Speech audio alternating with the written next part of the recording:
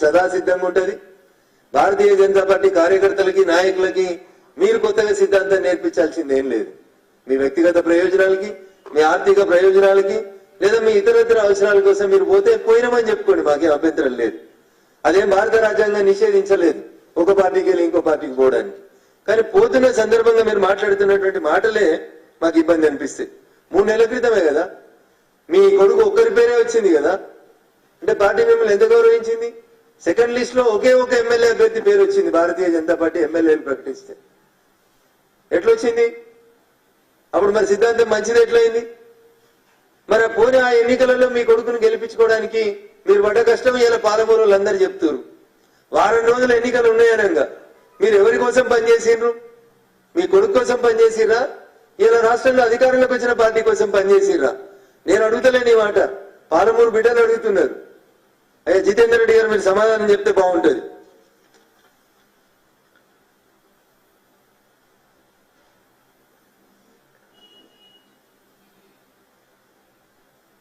Survey number 403 ఈ రాష్ట్రంలో ఒక సంచలనం.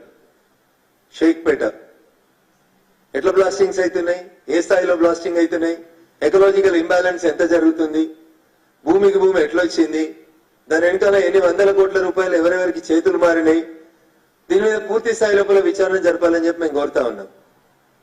ఎవరు కోరినా కోరకున్నా రఘునందన్ రావుగా ఒక వకీలుగా 100% నేను ఇందాక చెప్పినటువంటి సర్వే నెంబర్ 343, సర్వే నెంబర్ 403లో జరుగుతున్నటువంటి ఈ కన్స్ట్రక్షన్ కంపెనీల భూభాగోతాన్ని, వీళ్ళు చేస్తున్నటువంటి అడ్డగోలు దందాలని అటు ఈడీ దృష్టికి ఇటు ఐటీ దృష్టికి రాతపూర్వకంగా కంప్లైంట్ చేయబోతా ఉన్నాం. 2-3 రోజుల్లో ఈ కన్స్ట్రక్షన్ కంపెనీల వ్యవహారాలు, 343 సర్వే నెంబర్ల అక్రమ కట్టడాలు, ప్రభుత్వ భూముల ఆక్రమణలు, సర్వే నెంబర్ 403 షేక్పేట్ లోపల జరుగుతున్నటువంటి అడ్డగోలు కన్స్ట్రక్షన్స్, వీటన్నింటి మీద ఈ కన్స్ట్రక్షన్ కంపెనీల వ్యవహారాల మీద ఒక రాతపూర్వకమైనటువంటి కంప్లైంట్ ని అటు ఈడీ ముందు ఇటు ఐటీ ముందు ఉంచబోతా ఉన్నాం. నేను మళ్ళీ చెప్తా ఉన్నా, మీ స్వార్థం కోసం, మీ అవసరాల కోసం, మీ పోటీల కోసం, మీ పదవుల కోసం మీరు పార్టీ మాడితే మాకు ఇబ్బంది లేదు. కానీ గౌరవనీయులు జితేందర్ రెడ్డి గారు మునుగోడుకు జరిగినటువంటి ఉప ఎన్నిక సందర్భంగా రఘునందన్ రావు ఇన్ఛార్జిగా పనిచేసినటువంటి సంస్థాన్ నారాయణపూర్ చౌరస్తాలో రఘునందన్ రావు సాక్షిగా, ఇంకా నాతో పాటు ఆ వేదిక మీద చాలా మంది పెద్దలు ఉన్నారు, వాళ్ళందరి సాక్షిగా భారతీయ జనతా పార్టీ గొప్పతనం, పార్టీలు ఎవరు మారుతారు, ఎట్లాంటి వాళ్ళు మారుతారని చెప్పి గౌరవనీయులు జితేందర్ రెడ్డి గారు మాట్లాడిన 2 మాటలు వినాలని మా మీడియా మిత్రులకు విజ్ఞప్తి చేస్తా ఉన్నా.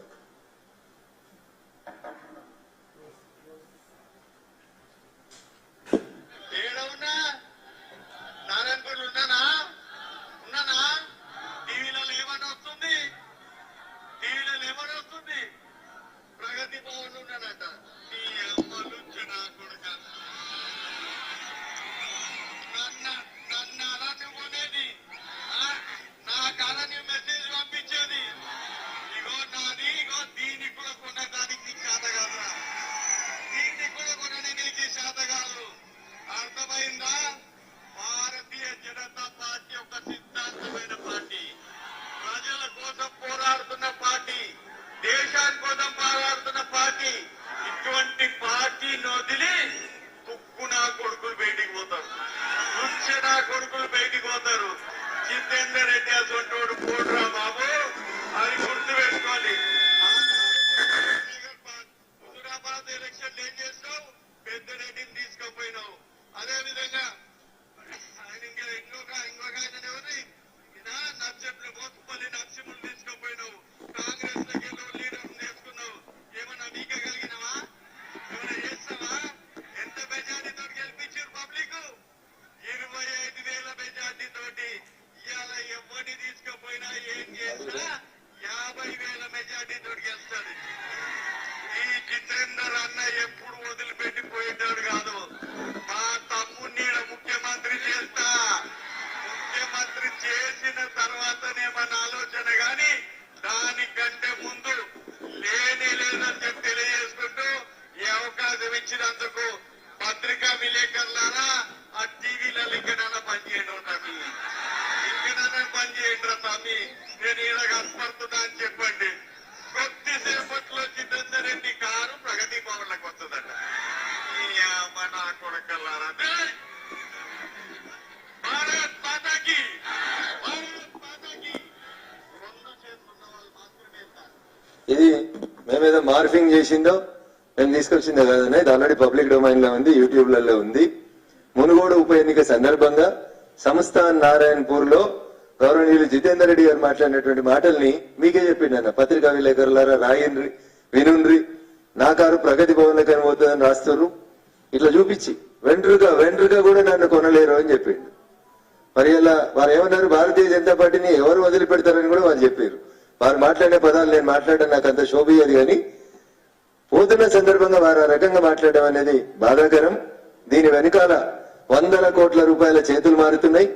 ఆ 100 కోట్ల రూపాయలు వీరి వ్యాపార ప్రయోజనాలకు వాడుకొని వాటిని తీసుకొచ్చి ఈ రోజు కాంగ్రెస్ పార్టీ నుంచి పోటీ చేస్తున్నటువంటి పార్లమెంట్ అభ్యర్థులకి ఈ డబ్బుని డిస్ట్రిబ్యూట్ చేసేటువంటి కార్యక్రమాన్ని ప్రారంభించబోతున్నారు. దీని మీద మాకు స్పష్టమైన సమాచారం ఉంది.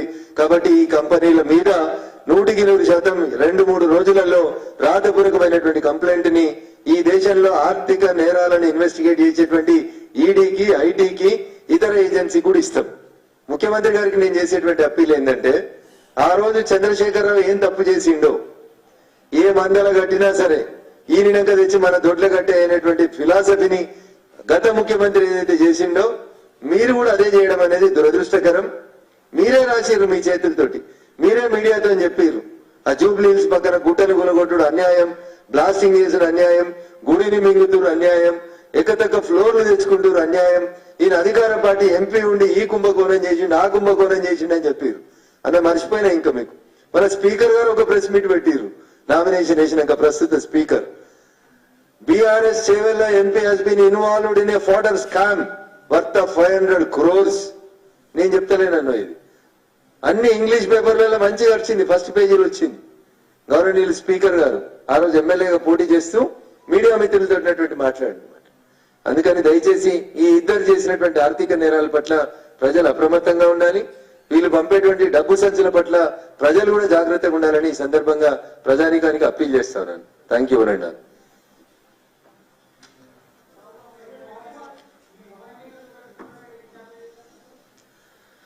సో రఘునందన ఉప ఎన్నిక జరుగుతున్నప్పుడు భారతీయ జనతా పార్టీ నాయకుడిగా మా రాష్ట్ర పార్టీ ఆదేశాల మేరకి జితేందర్ రెడ్డి గారు వచ్చి దుబ్బాక ఎన్నికల్లో ఇన్ఛార్జిగా పనిచేసిన మాట వాస్తవం. I'm not denying it. నేను ఇప్పుడు జితేందర్ రెడ్డి గారిని వ్యక్తిగతంగా ఏం దూషించలేదు. జితేందర్ రెడ్డి గారు ఎవడు పార్టీ మారుతాడు, బీజేపీని ఎవడు వదిలిపెడతాడని జితేందర్ రెడ్డి గారు చెప్పిన మాటలనే మీ ద్వారా మళ్ళీ జితేందర్ రెడ్డి గారికి వినిపిస్తా ఉన్నాడు. నేను ఇలా కొత్తగా వారిని నేను తిట్టలేదు. నేను చెప్పింది 2 కంపెనీలు, 2 వ్యాపార ప్రయోజనాలు, దగ్గర 500 కోట్లు. అవి మాలాంటి బక్క పరిస్థితుల మీద మా పార్లమెంట్లలో రుద్దేందుకు సంచులు వస్తున్నాయని చెప్తా ఉన్నాం. ప్రమాదం వస్తుంది కాబట్టి దాన్ని అరికట్టమని సంబంధిత అధికారులకు ఉత్తరాన్ని రాస్తున్నాం. అదే మీ ద్వారా వారికి చెప్తున్నాం అంతే. జితేందర్ రెడ్డి గారు నా ఎన్నికకు పని చేయలేదని చెప్పలే, వారు బీజేపీ నాయకుడు కాదని చెప్పలే, వారి కొడుకు మేము బీఫామ్ ఇయ్యలేదని చెప్పలేదు. అన్ని మేము చేసినామని చెప్తున్నాం. థ్యాంక్ యూ అన్న.